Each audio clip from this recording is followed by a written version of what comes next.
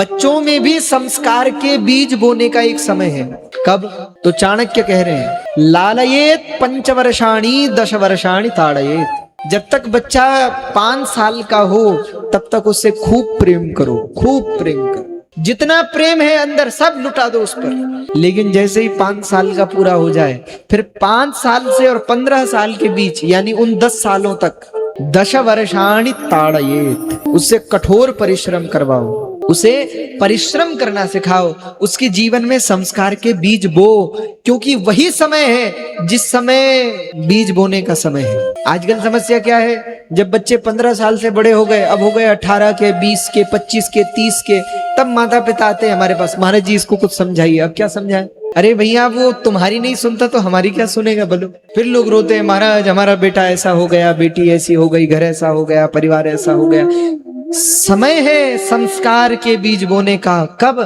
5 से लेकर और 15 वर्ष के बीच में।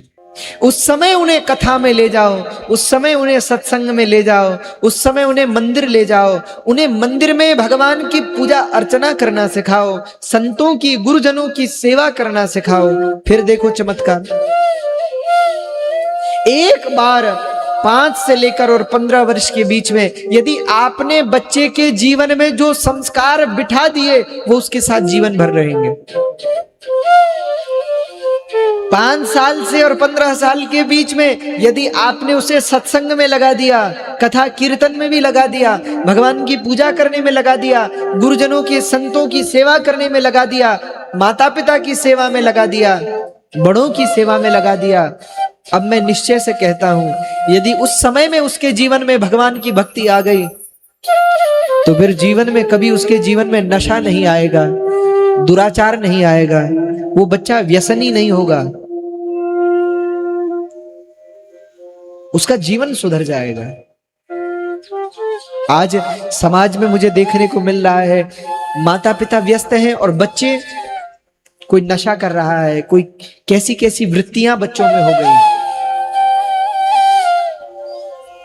कल भी हम कक्ष में बैठे थे, हमारे पुंडीर जी, हम और साथ में बैठे थे तो इस विषय में चर्चा कर रहे थे। हम चर्चा भी कर रहे थे कि आजकल क्या हो गया है, माता पिता अपने में व्यस्त हैं, फिर बच्चे को कौन देखे, तो उसका गुरु कौन, तो उसको फोन दे दिया है कि ये, अब वो दिन भर लगा है उसमें।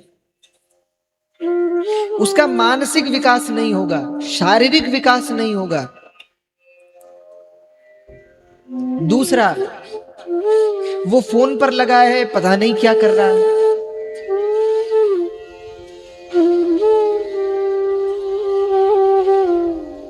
मेरी प्रार्थना है सबसे, ये जो बच्चे हैं ना, ये आने वाले समय का भविष्य है,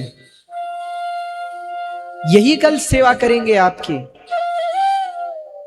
और जिस दिन 50 साल के हो जाओगे, 60 साल के हो जाओगे, उस दिन पैसे नहीं चाहिए, फिर क्या चाहिए?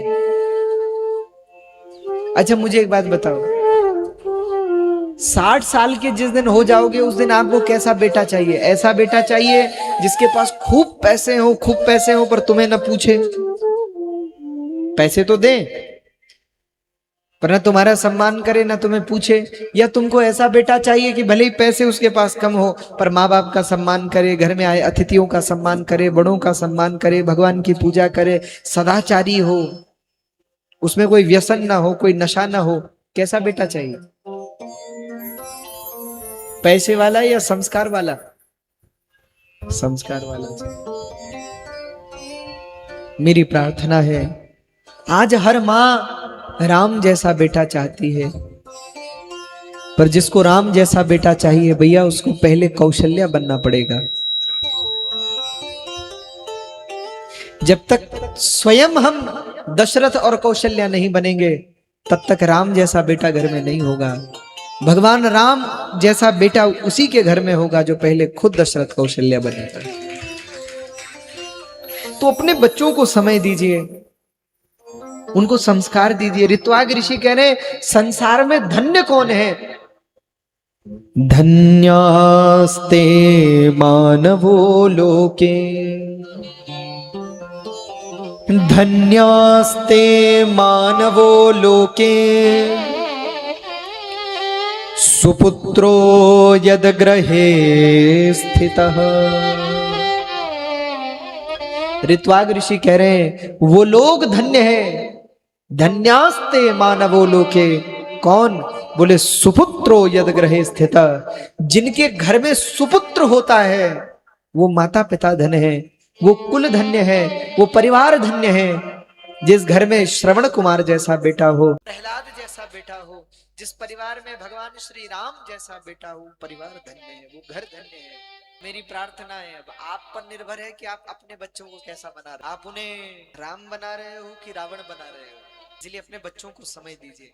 पहले गुरुकुलों में गुरुजी लोग संस्कार देते थे बच्चों को, अब तो स्कूलों की हालत क्या है कि बस क्या कहें।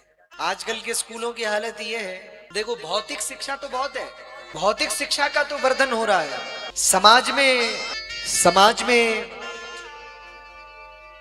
भौतिक शिक्षा बढ़ रही है, लेकिन संस्कारों का पतन हो रहा है। सदाचार और संस्कार जैसी भावनाएं गिरती हुई दिखाई दे रही।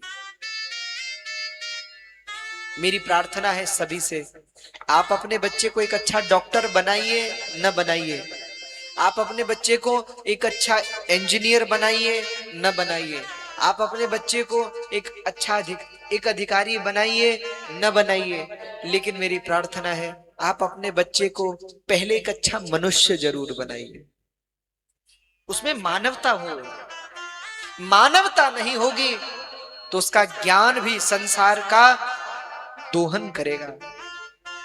देखो शक्ति राम जी में भी है और शक्ति रावण में भी है, लेकिन राम जी के शक्ति में मानवता है, इसलिए उनकी शक्ति समाज का पोषण करती है। और रावण में भी शक्ति है, लेकिन उसकी शक्ति में मानवता नहीं है, इसलिए उसकी शक्ति समाज का शोषण करती है। अगर तुम्हारी शक्ति में मानवता होगी तो तुम समाज का पोषण करोगे, अन्यथा समाज का शोषण होगा, जो आज हो रहा है। तो अपने बच्चों को अच्छे संस्कार दीजिए। अच्छे संस्कार देने का मतलब अच्छे संतों से उन्हें जोड़ो, संतों की सेवा करना सिखाओ, भगवान की सेवा करना सिखाओ। भैया मुझे लगता है जो व्यक्ति सच्चे हृदय से भगवान के पास आ जाएगा वो फिर संसार के व्यसनों में नहीं जाएगा, भगवान उसकी रक्षा करेंगे। आज मैंने कई घरों में देखा माता पिता, उनके पास धन बहुत है पर वो रो रहे हैं, क्यों? शाम को बेटा घर लौटता है तो शराब पीकर लौटता है। अब बताइए क्या दुख है माँ बाप को। इसीलिए आप अपने बच्चों को अच्छे संस्कार दें, अच्छे शिक्षाएं दें। धन्यास्ते मानवो लोके सुपुत्रो यद गृहे स्थितः। जिस घर में सुपुत्र हो गया है बस वही घर धन्य है।